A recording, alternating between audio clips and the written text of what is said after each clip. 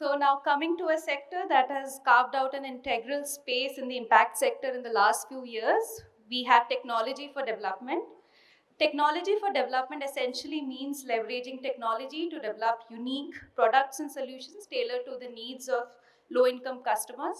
We have seen, at least in the IIC database, the sector has grown considerably, significantly in the last 3 years by over 30%.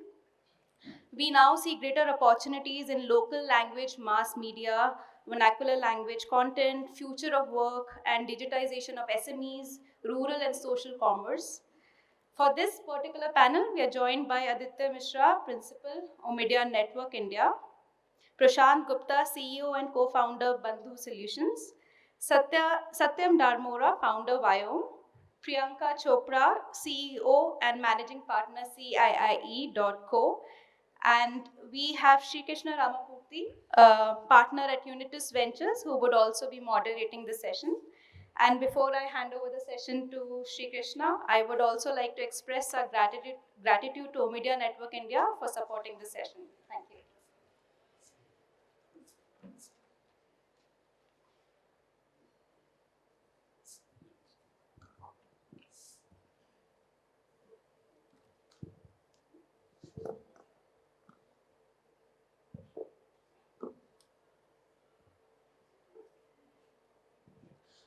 Good evening. It's great to be here, and an interesting day overall. And I know we're running really late, so just apologies on behalf of all of us here.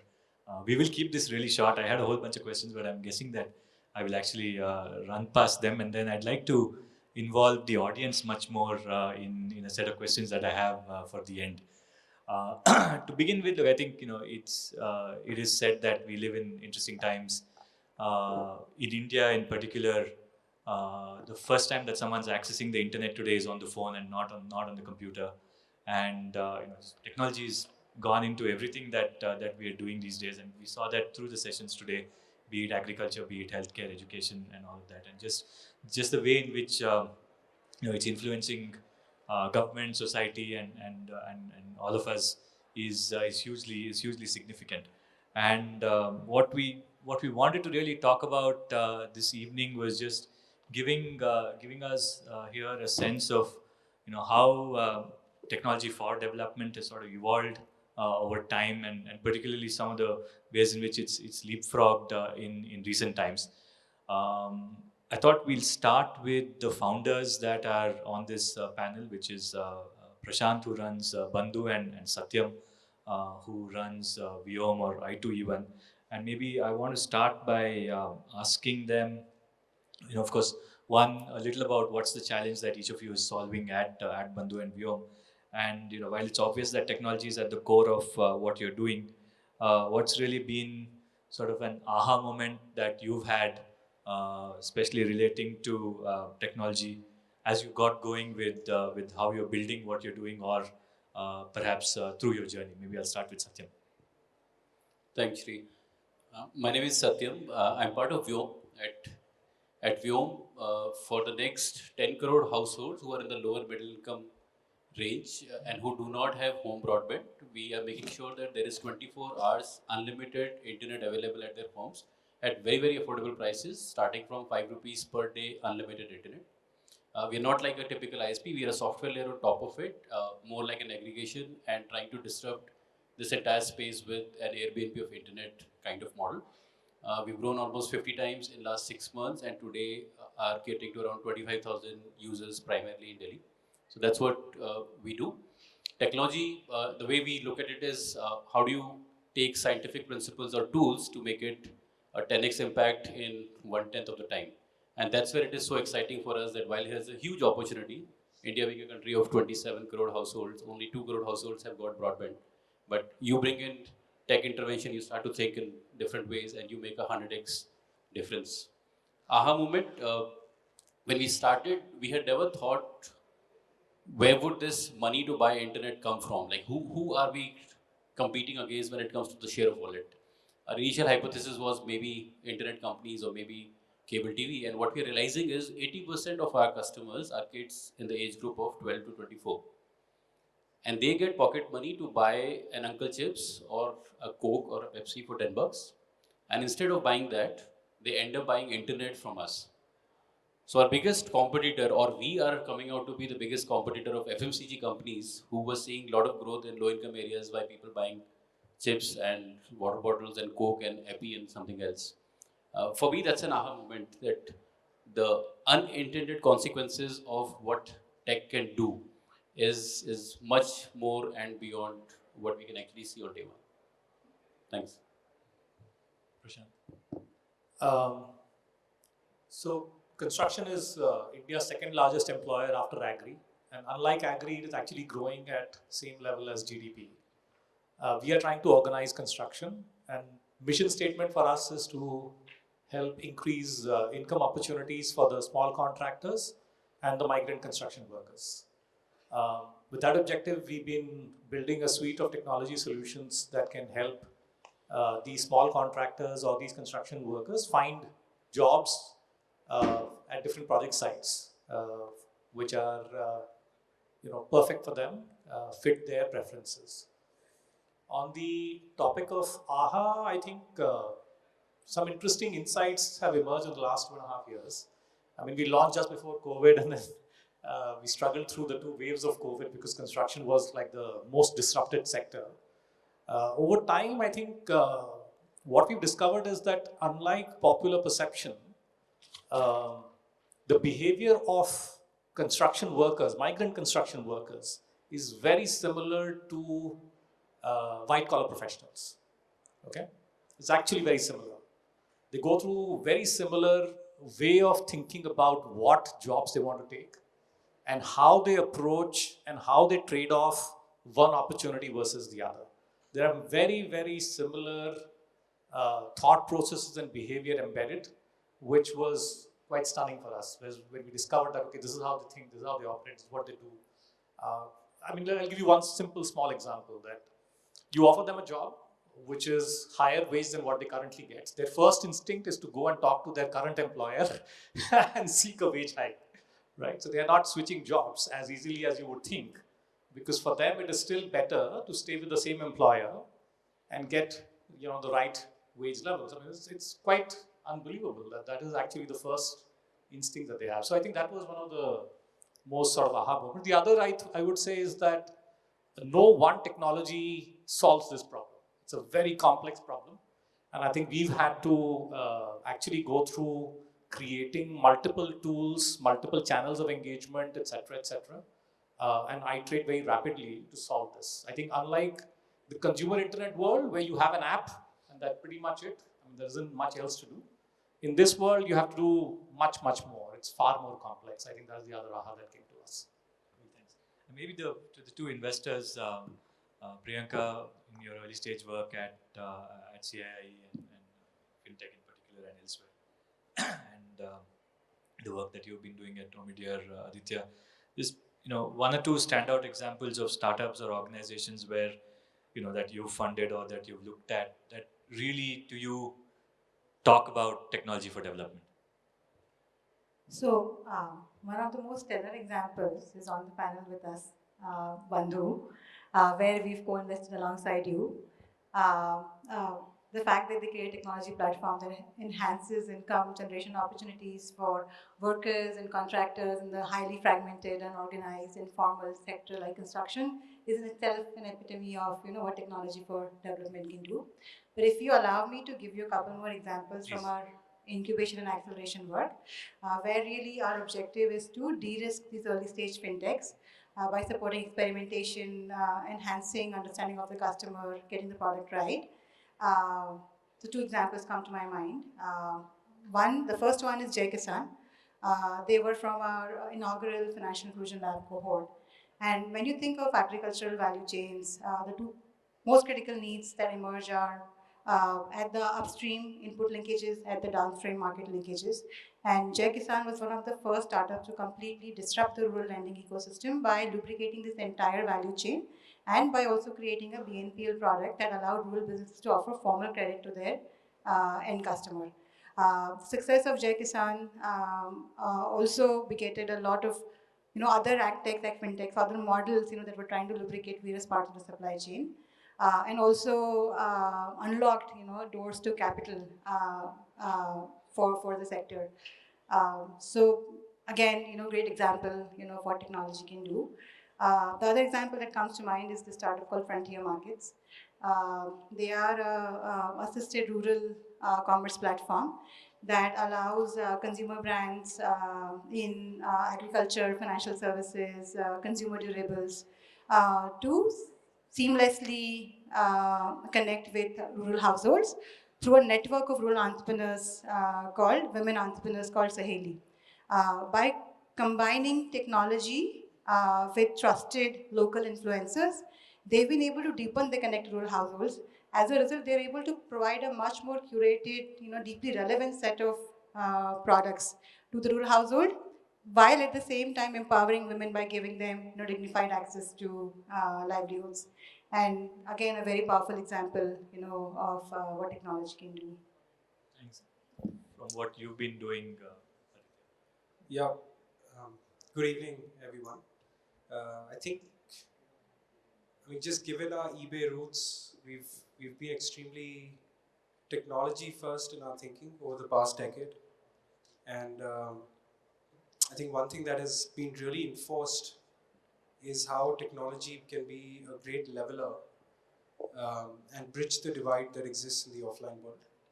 I think several notable case studies from the portfolio, but I'll take a few. I think Vedantoo just published, that's a portfolio company. They just published their JE advanced results yesterday actually. 1,500 selections from a purely online school, I think becomes very hard to fathom if somebody said that 5 years ago.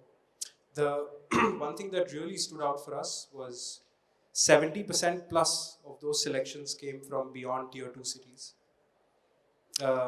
There's another company that we invested in, Pratilipi, which is the India's leading online literature platform. And it just blows our mind that more than 800,000 writers have written novels. I mean, imagine our plight when we have to write long emails on our smartphones, and here are people typing novels. And of that, 10,000 people have actually monetized. And probably 10% of those have left their jobs and are pursuing writing as a livelihood. So I think these are great stories, and obviously to mention Satyam and the team's contributions in ensuring digital India can be built by bringing connectivity to every household.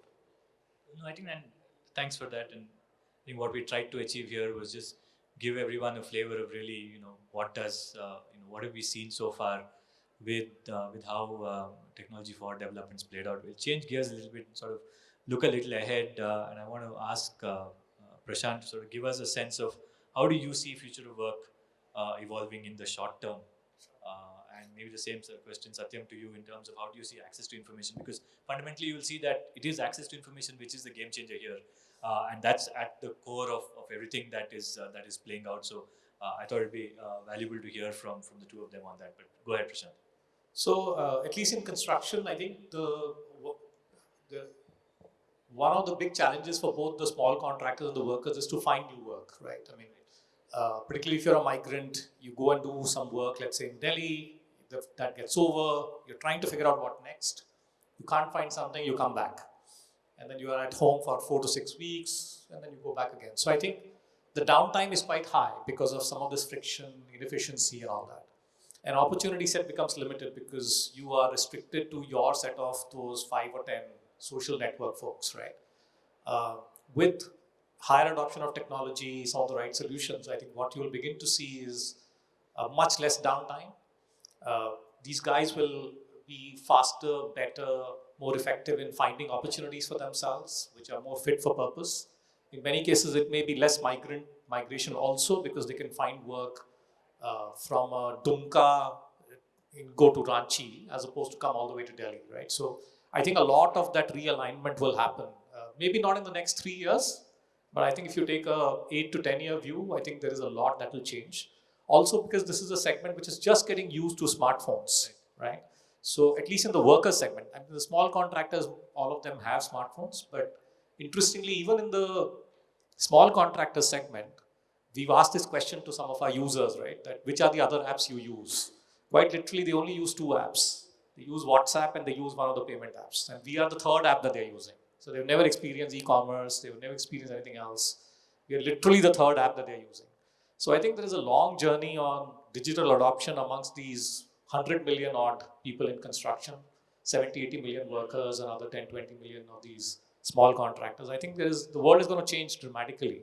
And the work that they will do will be much less sticky with one, like a worker stuck to one small contractor because he doesn't know any better, right? It will become more fluid, more dynamic, much better.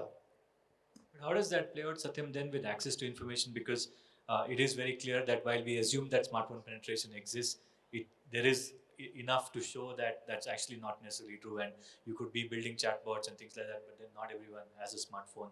How are you seeing that play out? Of course, when you look at the Wiom I2, when you put on that lens, but also broader as technology evolves and information just becomes more accessible.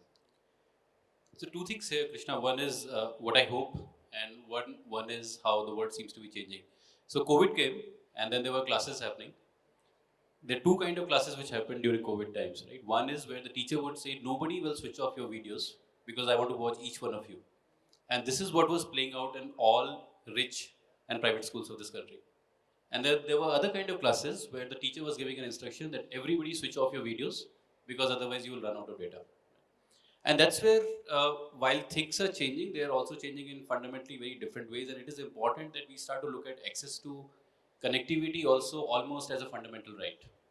Today, I mean, 50 years back, I'm sure like all, the whole thing was about 2 ghanta bijli aati hai, 3 ghanta bijli aati hai, and today we can't imagine a life without bijli. Very soon, I'm sure like, you take everybody's phone out and this conference might become 5 times more boring, right? Because we're so much connected and addicted to it.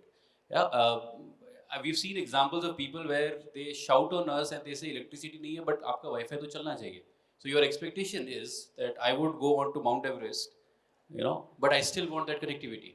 Whereas I'm okay with it without electricity, I'm okay without water, I'm okay even without food, and maybe with many other things that you should be doing on a daily basis, but that connectivity is becoming so important. Now, if it is so important and fundamental to each one of us, then why should there be inequity in how it is given out? Is there any other utility in the world where you are rationed on a daily basis? Right? And is that how the world is going to change? And if that is the thing, then you have to question it, which is what we are trying to do. That why should it be that poor people need to have 1.5 GB per day and we be happy about it that everybody is connected? So, of course, working in this area, I'm more passionate about it, but yes, whether we like it or not, it is changing. And 50 years from now, I mean, it's very difficult to imagine whether people would be more connected wirelessly and less emotionally. That's the flip part of it. But yeah, it is changing. I guess that 50 years is perhaps what I was also intrigued about, and maybe I'll ask Priyanka and Aditya this question on at Prabhav in 2047, which is Amrit Kal and 100 years of Indian independence. What do you sense are we going to be talking about on a panel like this, where we're talking about technology for development? So one, and then perhaps what do you think might be solved by then? You want to start? This is a very tough one. I certainly won't be around to discuss anything, at Prabhav. But that said, so in 2047, India will be the most populous nation on the planet, right? We will have, 1.6 billion, that's the projection, population.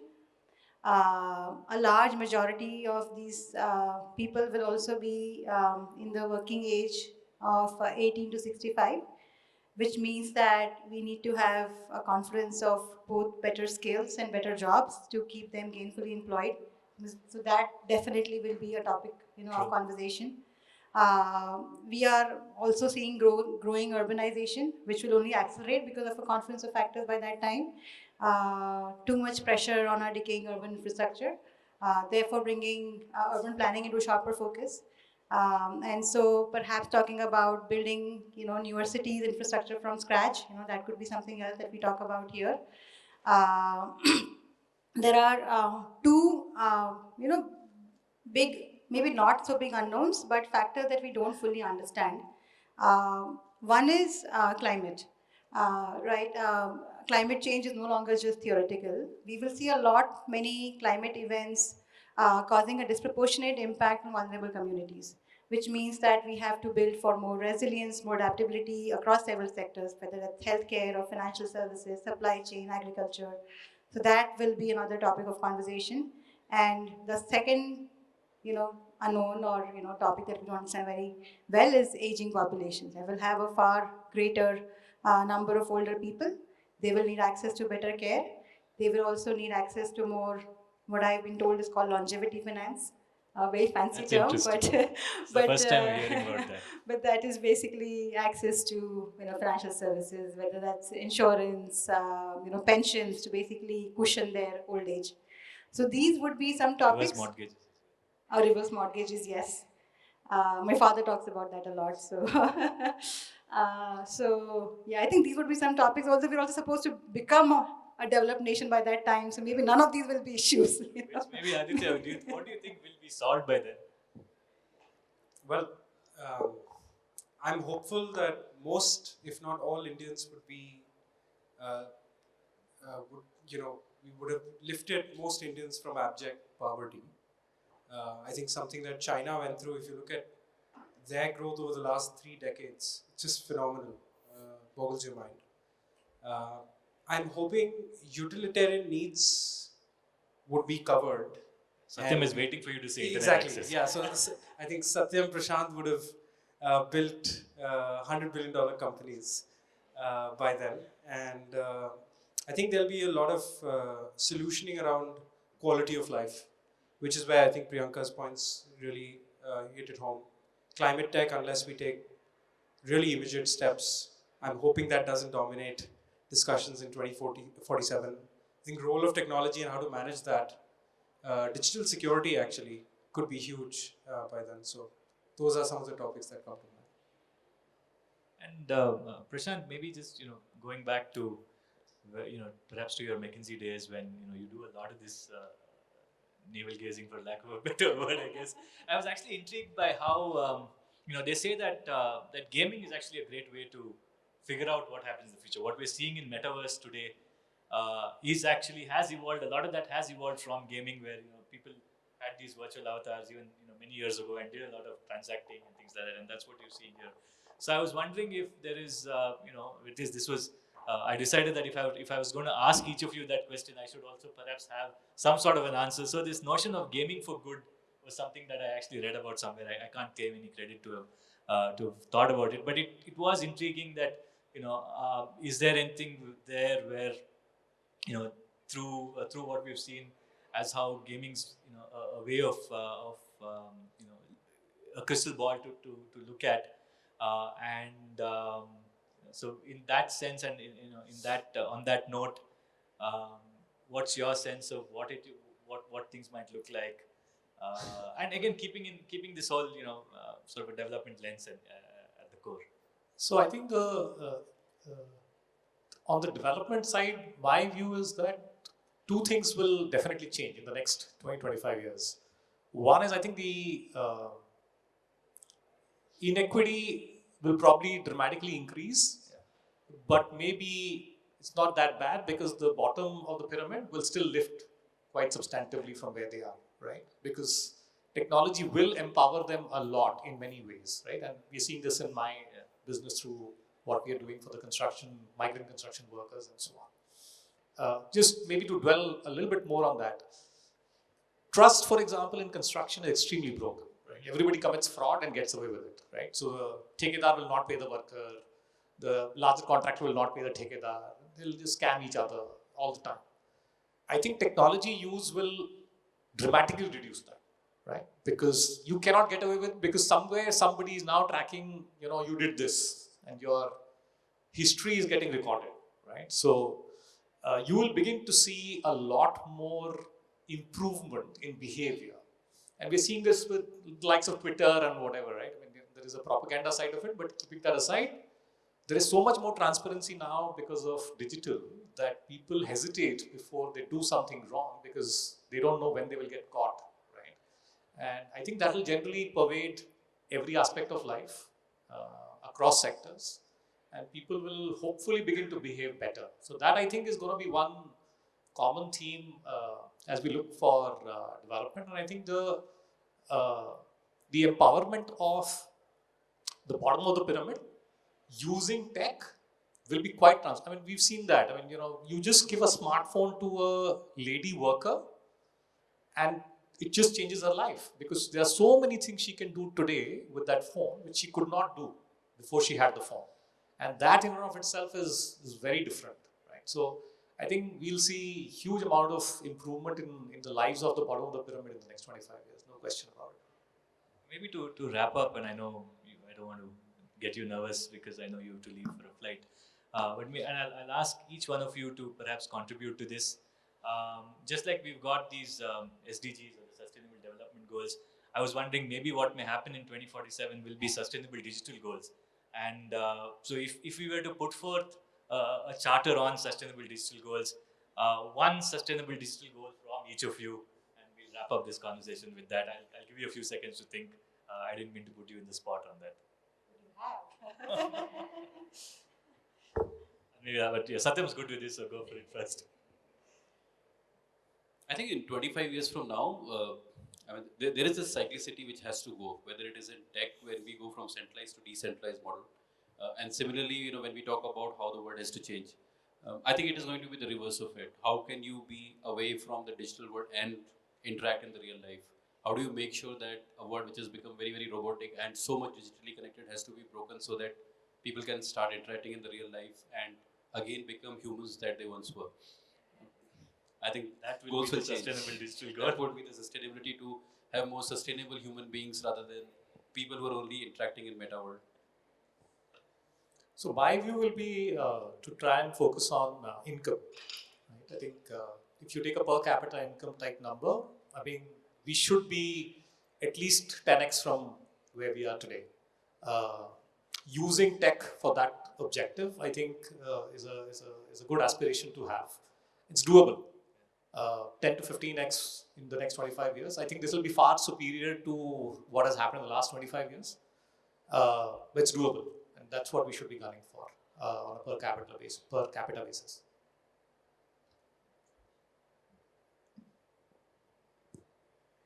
So, so I think that there is definitely no doubt that we are seeing a contraction in digital divide, right? Through proliferation of 5G networks or smartphones, reducing internet costs and the like.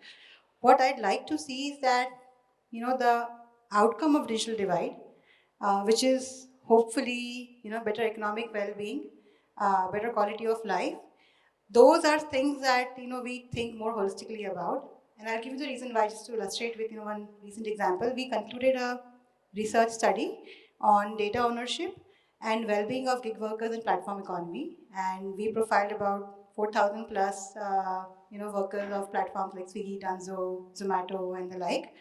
And one very startling finding was that while these platforms provide a great on-ramp into formal economy by giving them access to work opportunities, because of the nature of the working environment, they also don't get any time or opportunity to upskill themselves or go after better, more lucrative job opportunities. And which is very unfortunate. And most of these people were at least high school educated, if not college educated.